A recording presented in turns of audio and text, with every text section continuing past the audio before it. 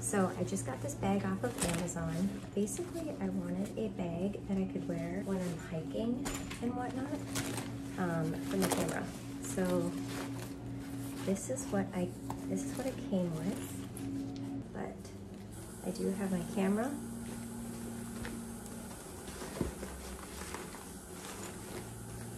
I just want to test out. There we go. Okay, so that's how that one would go. And then I have my extra lens and my battery pack, which I could put here on the side. And there's plenty of room for cords and SD cards right here. So that is awesome.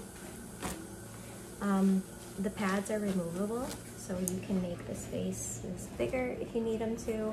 It also has this nifty little like spot that's not super deep, so you don't lose stuff. I think this is gonna be a great bag. Yeah, this is what I wanted.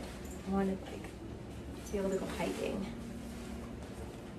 This is quite comfortable. I think I might actually keep this one. I really like this.